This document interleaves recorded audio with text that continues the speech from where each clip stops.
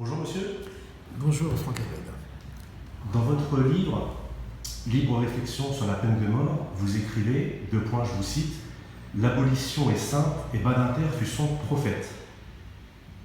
Pour quelle raison ne peut-on plus débattre aujourd'hui de la peine de mort en France? Eh bien, le choix de la citation par laquelle vous avez commencé le laisse bien pressentir.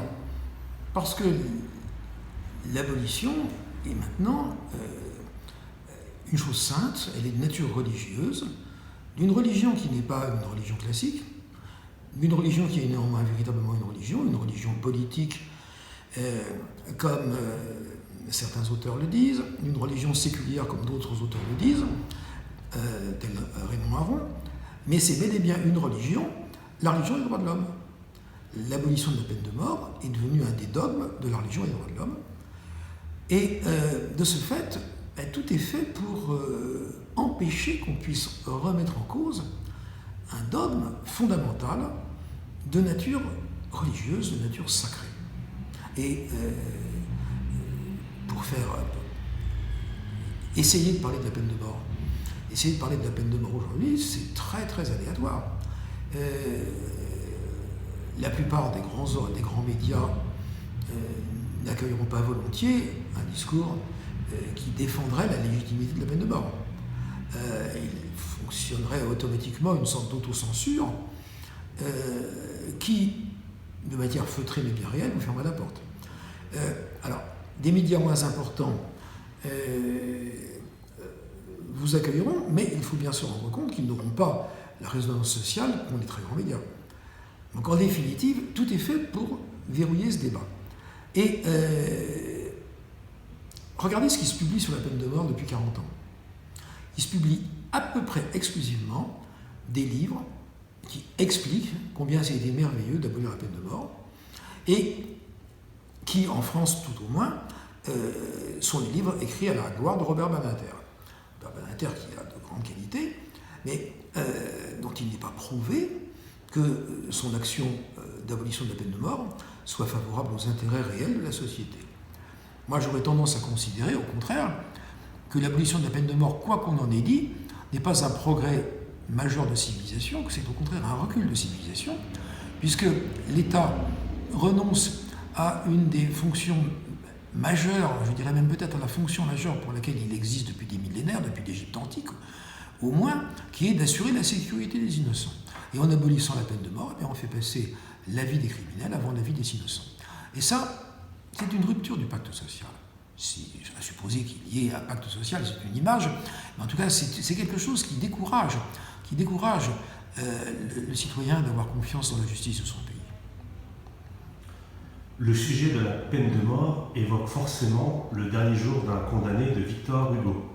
Ce livre ne remporte pas vos faveurs, comme vous l'expliquez avec de multiples arguments dans votre essai. Pourriez-vous rappeler les principaux arguments que vous opposez en fait à ce livre? Alors, j'aime Victor Hugo. Des pages de Victor Hugo qui me font pleurer, mais vraiment, sincèrement pleurer.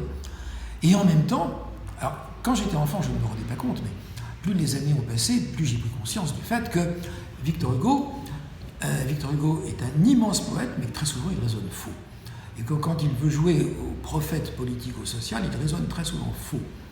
Et dans ce livre, il fait plus que raisonner faux, il est carrément malhonnête. Parce que ce livre se présente comme un roman. Eh bien, lui-même a avoué, quelques années après sa publication, dans une préface postérieure, qu'il avait fait de ce livre un instrument de propagande en faveur de l'abolition de la peine de mort. Ce qui fait que ce livre se présente comme une démonstration de l'illégitimité dans tous les cas et en toutes circonstances de la peine de mort. Alors, Victor Hugo nous dit, pour vraiment avoir une démonstration imparable, nous allons essayer d'être le plus abstrait possible. Aucune circonstance particulière. Le crime, on ne sait pas ce que c'est. Le criminel, on ne sait pas qui c'est. On ne sait pas, en tout cas, on voit qui c'est, mais on ne sait pas quel crime il a commis. Quant à la victime, on ne sait pas qui elle est et de quel crime elle a été frappée. Et Victor Hugo applique son programme de l'abstraction dans tous les domaines, sauf un. Le crime, au fil du livre, on ne sait pas ce que c'est. La victime, on ne sait pas qui c'est, on ne sait pas ce qu'elle a souffert. Mais le criminel, alors il dit on va prendre un criminel quelconque, auteur d'un crime quelconque, contre une victime quelconque. Alors, la victime est quelconque et inconnue, le crime est quelconque et inconnu, mais le criminel, lui, il est tout sauf quelconque et tout sauf inconnu. Parce qu'au fil des pages, Victor Hugo fait tout ce qu'il peut pour rendre ce criminel infiniment sympathique. Il est beau garçon, il est jeune, il est cultivé, il sait le latin, d'ailleurs même dans son malheur de condamné à mort, il est un peu stop parce qu'il fait le malin, il parle en latin au geôlier quand il entre à la prison et le geôlier ne comprend pas évidemment. Bon. Ce criminel, donc c'est un homme sympathique, il a du cœur, il a une adorable petite fille. Il a une adorable petite fille dont il parle tout le temps avec émotion, c'est infiniment émouvant. Ce criminel, donc, il n'est pas quelconque du tout. Donc, le crime est oublié, la victime est oubliée, mais le criminel, lui, tous les feux du spectacle sont concentrés sur lui, et tout est fait pour le rendre sympathique. Et Victor Hugo s'identifie tellement à ce criminel qu'il lui prête son âge, l'âge de sa fille. Et la fille du criminel, eh bien, elle a exactement au mois près l'âge du premier enfant de Victor Hugo, Léopoldine. Marie a l'âge de Léopoldine. Marie, la petite fille du criminel, a exactement l'âge de Léopoldine. Il a les souvenirs de Victor Hugo. Ce criminel se souvient qu'il a joué enfant dans ce grand jardin sauvage au pied du dôme noir, là-haut, le dôme de l'église des Feuillantines. Il a joué au jardin des Feuillantines, c'est Victor Hugo lui-même. Ce criminel lui ressemble comme un frère. Il a tout ce qu'il faut pour séduire, pour susciter la sympathie, la compassion. Il est la victime expiatoire offerte à notre compassion, et la vraie victime, celle qui a valu au criminel sa condamnation, elle est oubliée, elle est rejetée aux enfers, on n'en parle pas. Elle subit un déni de réalité. Et le criminel vole à la victime son statut de victime dans le roman, ce qui est d'une malhonnêteté absolue.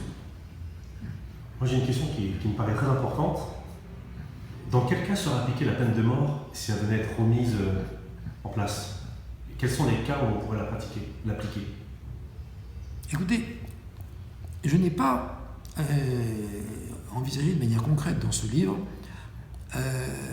les possibilités de réintroduction concrète de la peine de mort, ni n'est pas non plus envisagé du tout les cas pour lesquels elle est appliquée. Ce qui est clair, c'est que quand la peine de mort a été supprimée en France, dans les années 70, après une belle flambée à l'époque de la guerre d'Algérie, et au cours de cette flambée, elle a surtout fait ses victimes dans les rangs de l'OAS, la peine de mort, à l'époque où Robert Badinter se déchaîne contre la peine de mort dans les années 1970, elle est devenue presque virtuelle. Elle est quasiment abolie. Et elle n'était vraiment appliquée dans les années 70, elle n'était même pas appliquée tous les ans, tous les 2 ans, tous les 3 ans quelquefois. Elle n'était vraiment appliquée que dans les cas des crimes les plus atroces et pour lesquels il n'y avait aucune possibilité d'erreur judiciaire. La chose qui me paraît fondamentale, c'est qu'il y a la certitude de l'impossibilité d'une erreur judiciaire. Évidemment, la peine de mort ne peut être appliquée que pour les crimes, ne peut être envisageable que pour les crimes vraiment les plus atroces. Et elle ne peut être envisageable non plus, me semble-t-il, que dans les cas où il n'y a aucune espèce de risque, de possibilité à une erreur judiciaire. Alors, il y a des cas où il y a une ambiguïté, mais il y a énormément de cas où il n'y en a pas. Ça, on le sait très bien. Dans le cas de quelqu'un comme le pédophile Dutroux, ou tel autre, qui ont été confondus, qui ont avoué, mais pas seulement qui ont avoué, qui ont été confondus par les témoignages les plus variés, des pires atrocités aboutissant, dans bien des cas, à l'assassinat de la victime, il n'y a aucune possibilité, aucune ambiguïté aucune ambiguïté, aucune possibilité d'erreur judiciaire, et c'est à des cas comme ça, évidemment, que la peine de mort, dans mon esprit, s'appliquerait. Il ne s'agit pas du tout d'appliquer la peine de mort sur un mode frénétique. La peine de mort, à mon sens, elle a un rôle avant tout symbolique, mais il faut quand même qu'elle existe de temps en temps pour être crédible. Mais il ne faut pas imaginer, beaucoup de gens ont tendance à imaginer, par exemple, que le Moyen-Âge était une époque où on employait la peine de mort sur un mode frénétique. C'est pas vrai. Les théologiens et les juristes considéraient que la peine de mort, châtiment suprême, devait être exceptionnelle et appliquée à des crimes vraiment exceptionnels. Le moment où la peine de mort s'est affolée, c'est au XVe, XVIe. Là, au XVe, XVIe, il y a eu une montée de la peine de mort, mais dans un pays comme la France, la peine de mort n'a pas cessé de décroître depuis le règne de Louis XIII, avant d'être supprimée en 80. Selon vous, la peine de mort est-elle vraiment la clé de voûte d'un système pénal fondé sur la responsabilité de l'individu ? Il me semble. C'est ce que j'ai écrit, j'ai beaucoup réfléchi.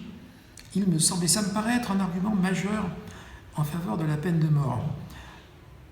Parce que dans les années 1970, au procès de Patrick Henry aux Assises de Troyes, l'avocat Robert Badinter avait fait venir un professeur de cette maison, puisque nous sommes à Paris 2, Paul Léoté, grand criminaliste, qui avait produit des statistiques et indiqué que dans les pays où on avait supprimé la peine de mort, dans les années qui suivaient, le nombre des crimes de sang punis de la peine de mort n'augmentait pas de manière significative. L'argument paraissait imparable. Mais, actuellement en France, 40 ans après l'abolition de la peine de mort, si on jette un regard sur l'état de la justice pénale, on est frappé par le fait que la justice pénale est en crise. Elle est en crise et qu'elle arrive même à être quelque chose de très dangereux pour beaucoup de gens. Parce que la justice pénale fonctionne dans une bonne mesure comme une machine à laisser en liberté ou à remettre en liberté au plus vite des criminels ou des délinquants dangereux.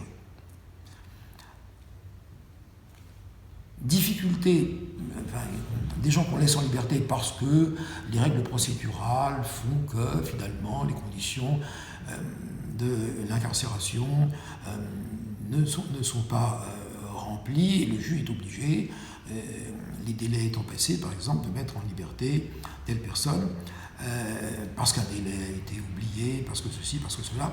Donc des questions procédurales. Et puis remettre en liberté entre les remises de peine et les libérations anticipées. Par exemple, à Nantes, l'homme qui a tué une jeune fille de 15 ans à Nantes au mois d'août, eh bien, il avait été condamné, je crois, à quelque chose comme 18 ans de prison pour un nombre considérable de viols et de tentatives de viol, 12 ou 13, et il avait été remis en liberté 7 ans avant le terme prévu par la condamnation. Et au moment où il a commis le crime du mois d'août dernier à Nantes, eh bien, il aurait dû, si la condamnation avait été appliquée jusqu'à son terme, il aurait dû être encore en prison. Donc là, alors tout ça c'est le résultat d'un humanitarisme pénal qui fait que tout est bon pour adoucir, améliorer, rendre plus agréable la situation, la condition des criminels condamnés, des délinquants condamnés. Et le résultat, c'est que dans bien des cas, la justice fabrique de l'insécurité, c'est-à-dire que l'humanitarisme pénal fabrique de la barbarie. Barbarie de l'humanitarisme pénal. Eh bien, tout ça, je crois qu'il faut le mettre en rapport avec l'absence de la peine de mort. Tant que la peine de mort a existé, même si elle était extrêmement peu appliquée, elle restait la peine terrible et suprême, et toutes les autres peines, y compris la prison perpétuelle, paraissaient douces en comparaison. Lorsque la peine de mort a été supprimée, la prison à perpétuité, l'emprisonnement à perpétuité, est devenue la peine suprême. Et à partir de ce moment-là, eh bien, on peut dire que tout l'édifice des peines a été soumis à un processus de dislocation par l'humanitarisme pénal, qu'on pourrait considérer comme une forme d'idéologie antipénale. Et cette idéologie antipénale, qui avait réclamé et obtenu l'abolition de la peine de mort, eh bien, elle s'est attaquée ensuite, par ricochet, à toutes les autres peines, successivement. Et c'est comme ça que la perpétuité, la peine d'emprisonnement à perpétuité, maintenant en France, elle représente en moyenne quelque chose comme 20 ans. Or, Victor Hugo avait promis, quand il nous disait abolissons la peine de mort, Victor Hugo avait promis n'ayez pas peur, il y aura des cages. Vous avez bien des fauves en cage, eh bien, vous aurez des condamnés enfermés. Et surveillez bien vos grilles, mais il avait promis la perpétuité. Et Robert Badinter avait promis la perpétuité. Et on voit très bien ce qui s'est passé. Sous les effets de la transformation de la justice pénale, sous l'effet également du nouveau code pénal qui a été préparé dans les années 1990 sous la houlette de Robert Badinter, eh bien, l'édifice des peines s'est disloqué. Et en définitive, l'idée même de peine s'est trouvée délégitimée. Et on le voit bien, tout est prétexte à remettre en liberté des criminels emprisonnés. Et en remettant en liberté ces criminels emprisonnés de manière anticipée, eh bien, on crée de l'insécurité. En remettant en liberté un criminel très dangereux, qui a tué bien des fois déjà, au bout de 20 ans, alors qu'il aurait pu être condamné à mort ou condamné à perpétuité, une perpétuité réelle, eh bien, automatiquement, on va créer un risque considérable.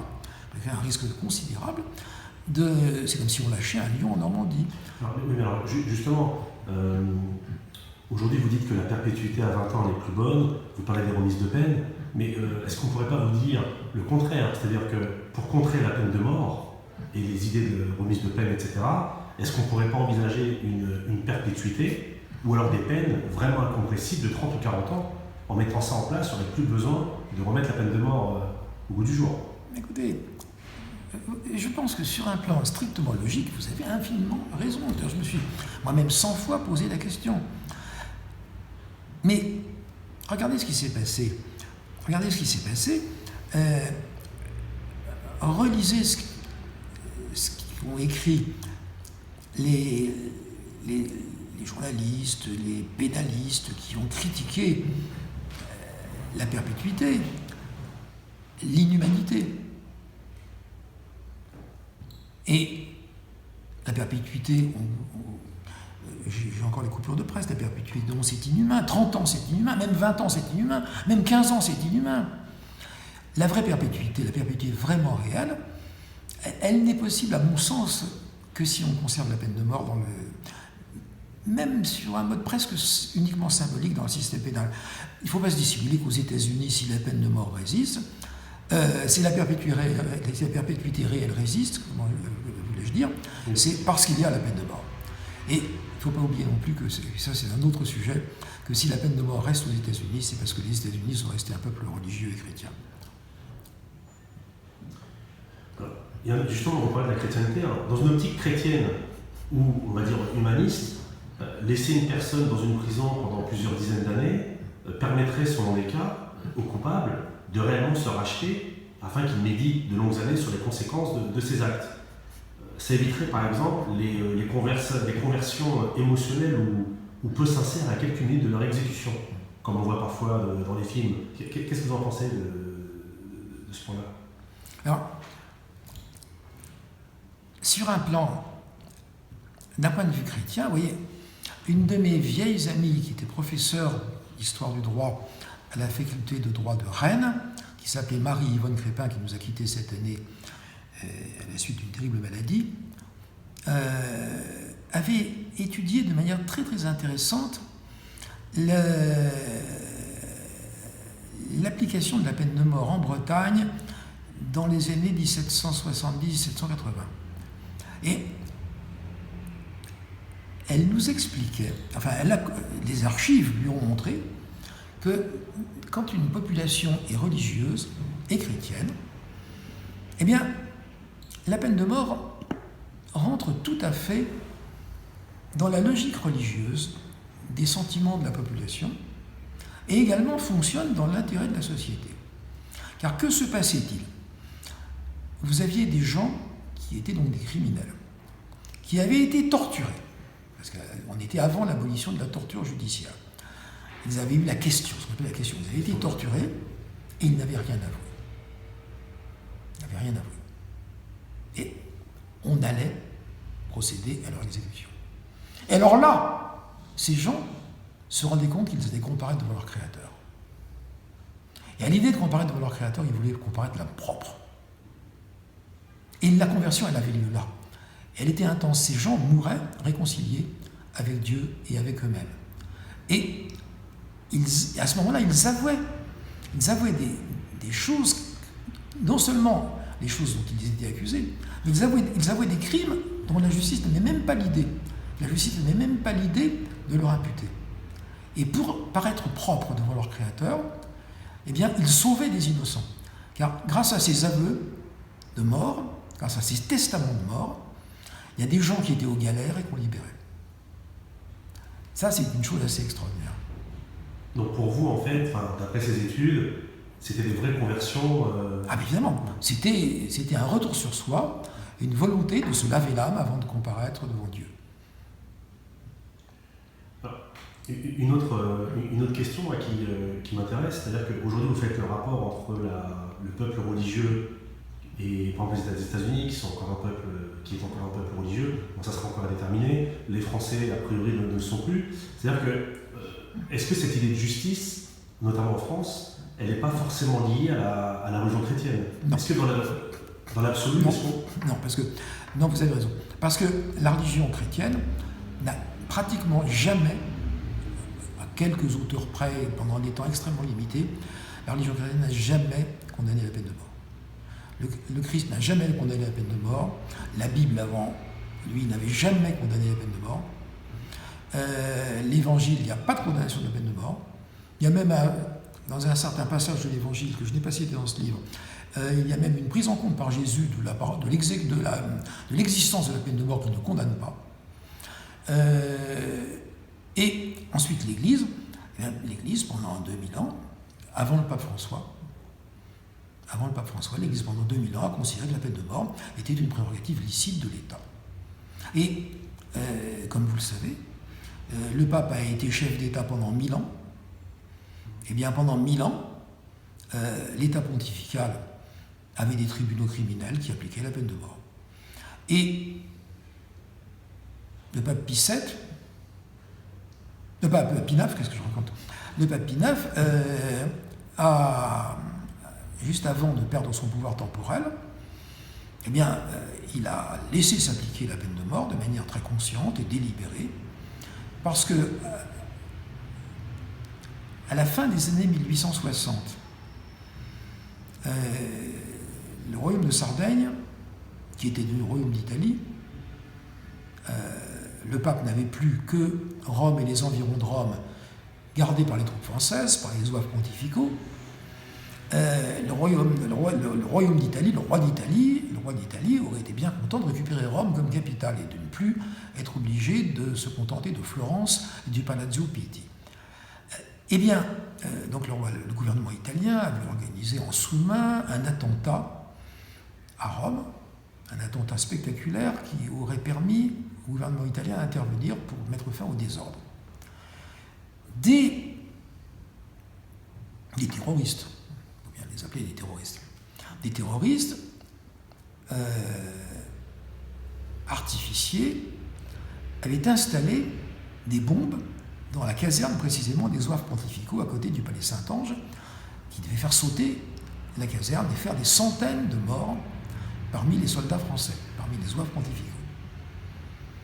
L'explosion a eu lieu, elle a été meurtrière, mais beaucoup moins, parce que au moment où elle a eu lieu, les troupes étaient en train de manœuvrer dans les environs.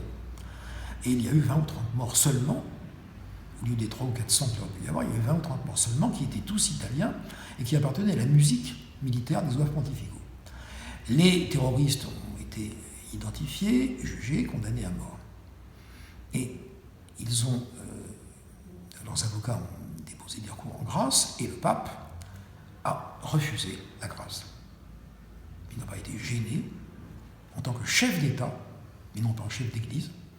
En tant que chef de l'Église, le pape était au sommet d'une hiérarchie de tribunaux religieux qui condamnaient à des peines religieuses. En cas de chef d'État, le pape était à la tête d'une hiérarchie de tribunaux pénaux et criminels qui condamnaient à des peines temporelles. Dernière question, n'est-ce pas paradoxal de vouloir revenir à la peine de mort tout en disant qu'elle serait très peu ou pas appliquée, et même vous avez évoqué le terme de symbolique. Si on a quelque chose, est-ce qu'il ne faut pas l'appliquer réellement? Oui, non, mais tout ça simplement est pour dire que, si vous voulez, je reviens tout naturellement quand on étudie un phénomène. Il y a eu l'abolition en 1980 d'une chose qui était dénoncée à l'époque comme monstrueuse et qui était presque inexistante. Et néanmoins, cette peine de mort, eh bien, elle était dans le code et elle était appliquée dans les cas vraiment les plus extrêmes, avec évidemment, Robert Badinter avait raison de le dire, il y a aussi la loterie, on a des bons avocats, des mauvais avocats, on a des bons juges, des mauvais juges, et évidemment, peut-être qu'il y a une part d'injustice, peut-être que certains qui ont échappé à la peine de mort dans les années 70 auraient dû ne pas y échapper. Je pense que ceux qui ont été condamnés, il n'y a pas eu d'erreur commise. Ceux qui ont été condamnés le méritaient amplement. Mais peut-être que certains de ceux d'entre eux qui ont échappé à la peine de mort, eh bien peut-être que c'est une erreur. Non, ce que je disais, ce n'est pas du tout la prétention de dire comment il faut l'appliquer, mais je constate simplement que la peine de mort telle qu'elle a été dénoncée était employée de manière homéopathique. Et qu'en même temps, eh bien, elle garantissait, elle était la clé de voûte d'un système, vous le disiez tout à l'heure, d'un système judiciaire, citant mes paroles, d'un système judiciaire fondé sur l'idée de responsabilité. Et je crois qu'il est illusoire de se dire qu'on va réintroduire l'idée de responsabilité, qu'on va reconstruire le système pénal et appliquer des perpétuités réelles si on ne remet pas la clé de voûte de l'édifice. Ça, j'en suis intimement persuadé. Très bien, merci beaucoup.